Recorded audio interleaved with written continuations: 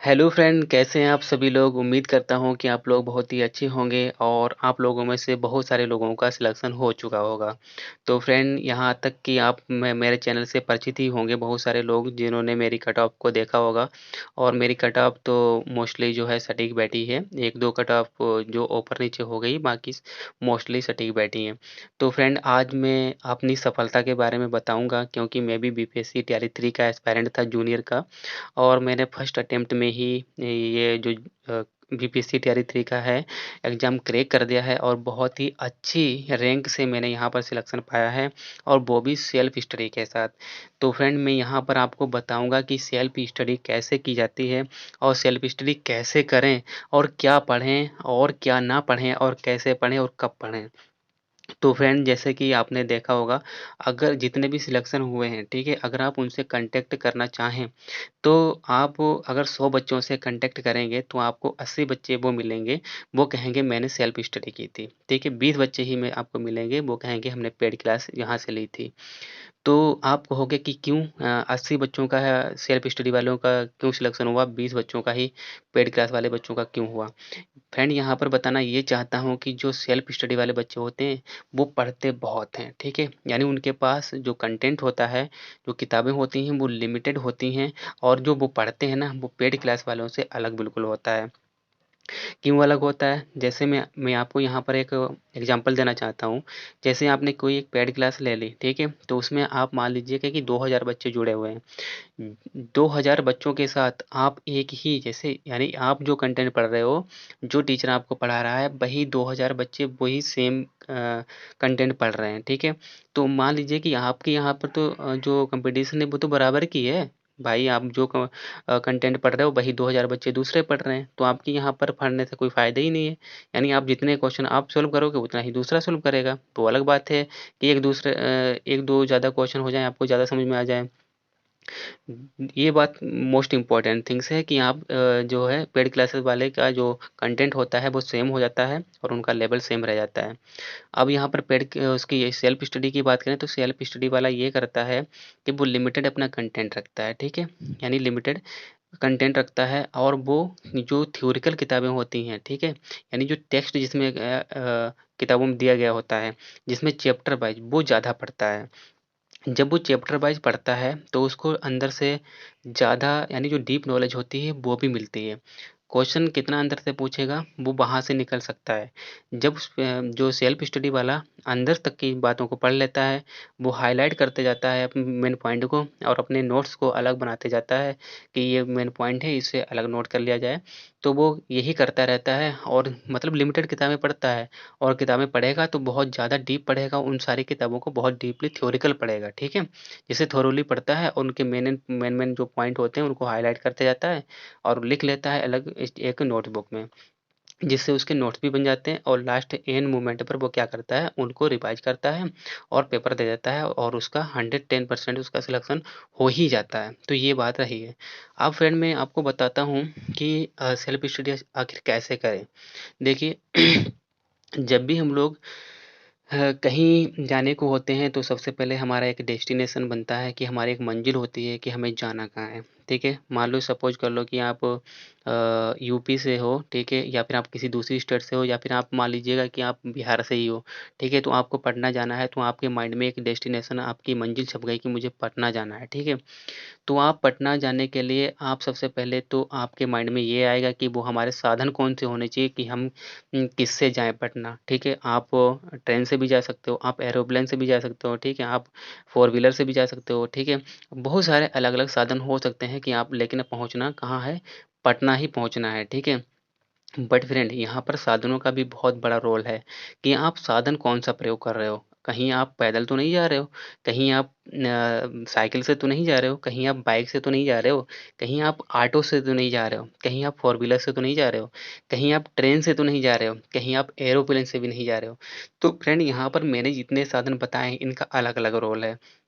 अब बात ये है कि जैसे हमें पटना पहुँचना है, बहुत मतलब अपने समय पर पहुँचना है, तो हम जैसे कि हम अगर पैदल जाएँगे तो हम समय पर नहीं पहुँच पाएँगे, तो हमें क्या करना है कि हमें ऐसा साधन जुटाना है जिससे कि हम पटना पर ऐन मौके पर पहुँच जाएँ, अपने समय पर पहुँच जाएँ कि हमारा वहाँ पर जो भी काम है वो हो जाए।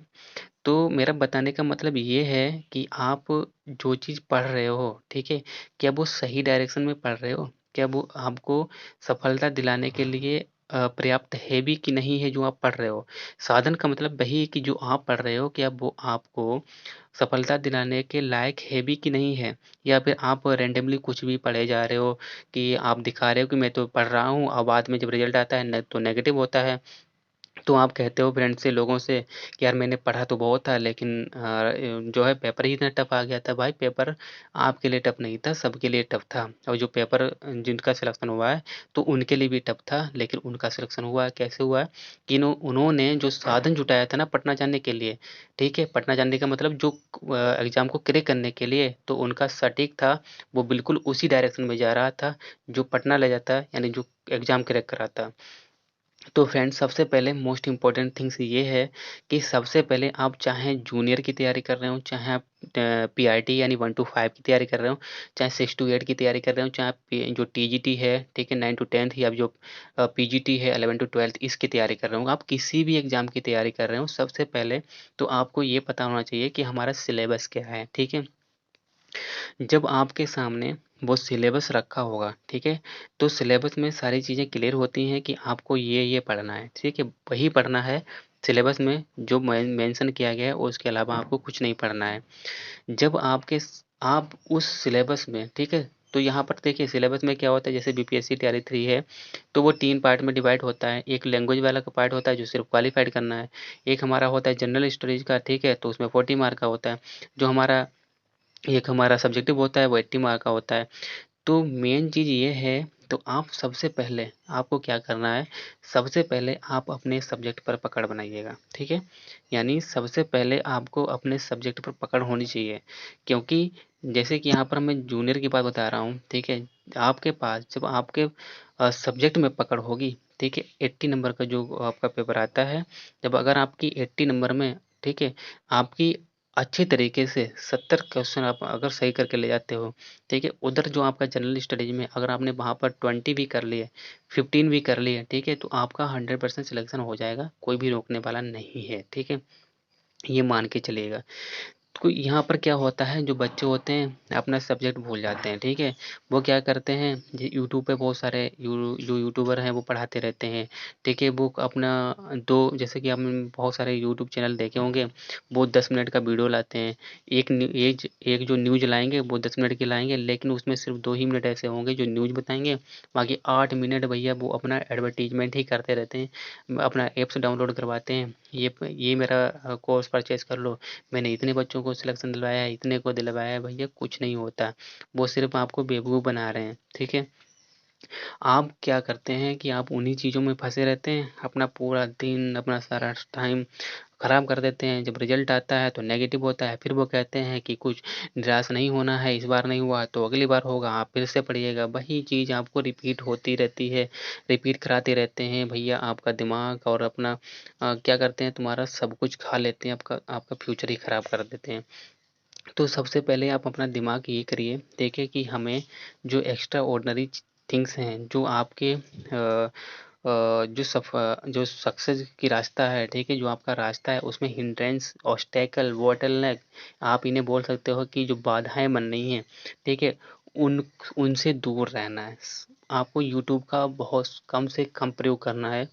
आपके या किसी भी स्टूडेंट के सफल ना होने का कारण सबसे मोस्ट जो मेन कारण है वो है यूट्यूब क्योंकि बच्चा जब यूट्यूब खोलता है तो अभी आपने देखा होगा कि जितने भी पेड क्लासेस हैं वो सब बिहार की बीपीएससी की ही तैयारी करवाते रहते हैं, ठीक है? जब वो बिहार की तैयारी करवाते रहते हैं हर एक चैनल छोटा हो चाहे बड़ा हो वो बीपीएससी अब बीपीएससी तैयारी 3 खत्म हो गया है। अब बीपीएससी तैयारी 4 का सबको आपको वहाँ पर थंबनेल मिलेगा। तो भैया जो बच्चा होता है ना कन्फ्यूज़ हो जाता है किसकी देखें किसकी ना देखें तो उसी में पड़ा रहता है। आपको इन चीज़ों से दूर रहना है अगर आपको सिलेक्शन लेना है, ठीक है? अगर आपने आपको अपने माँ-बाप का अपने माँ-बाप की जो फ़िक्र है ना उसको फ़क्र में बदलना है, तो आपको पढ़ना पड़ेगा, ठीक है? आपको कैसे पढ़ना पड़ेगा? आपको किताबें पढ़नी पड़ेंगी, आपको रातों को काला करना पड़ेगा, ठीक है? तब जाके कहीं आपको सिलेक्शन मिल पाएगा। बिना रातें जागे नसीब नहीं जागता है। आप ये कोटेशन लिख लीजिएगा। अगर आपको सिलेक्शन लेना है तो दीवार पर जहाँ भी पढ़ते हैं तो वहाँ पर लिख लीजिएगा कि माँ-बाप की जो फ़िक्र है उसको फ़क्र में बदलना है।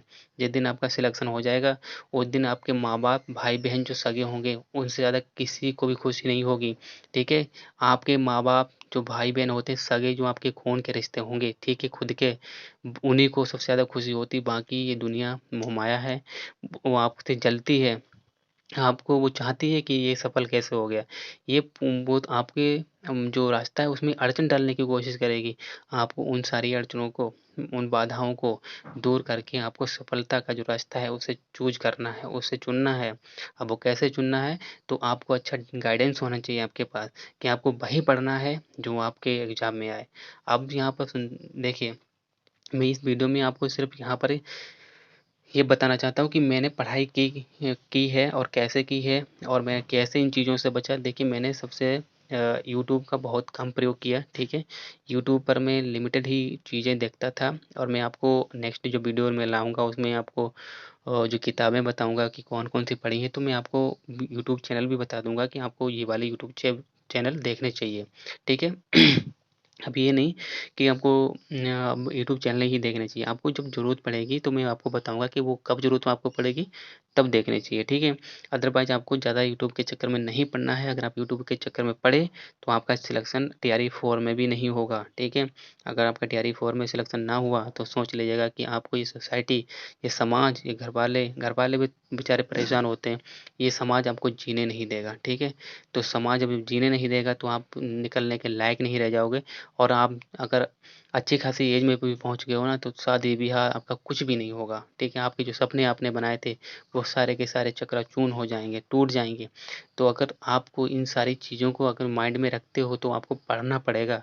मेरे भाई, मेरी बहनें जो भी आप इस वीडियो को देख रही हो, अपने माँ-बाप का और अगर आप शादीशुदा हो, ठीक है? तो अपनी फैमिली को, चाहे आप वो मेल हो चाहे फीमेल हो, उनके बारे में सोचिएगा, ठीक है?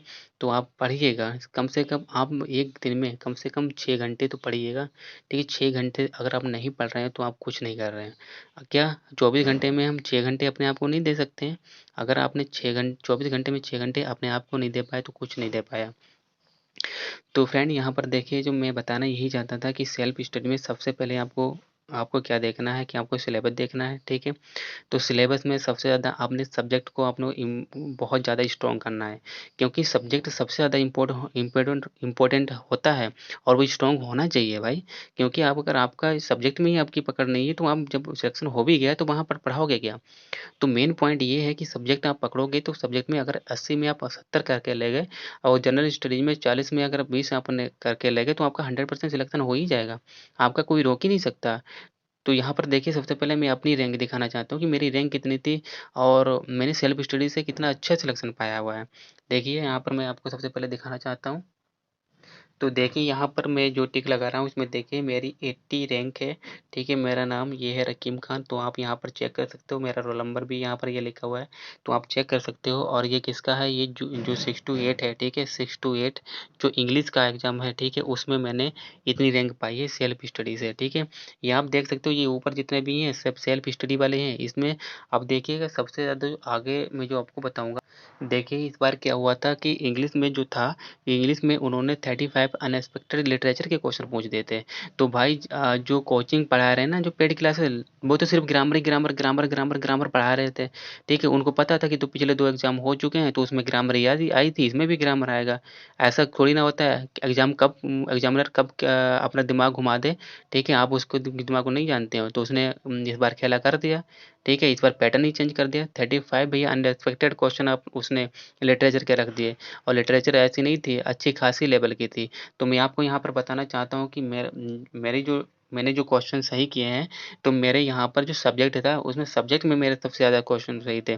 मेरे लिटरेचर में कोई क्वेश्चन गलत नहीं हुआ, ठीक है? क्योंकि मैंने पढ़ा था, भाई मैं यूपी से बिलॉन्ग करता हूँ, ठीक है? मैं यूपी के जो लिटरेचर का जो मतलब यहाँ के टीजीटी, पीजीटी का जो पेपर होता है, मैं उसके लेवल की तैयारी करता हूँ, ठीक है? तो मेरी लिटरेचर यहाँ पर मैंने ऑलरेडी अच्छे तरीके से पढ़ रखी थी, ग्रामर भी मेरी अच्छी है, मैंने ग्रामर पढ़ता हूँ, पढ़ाता भी हूँ, ठीक है?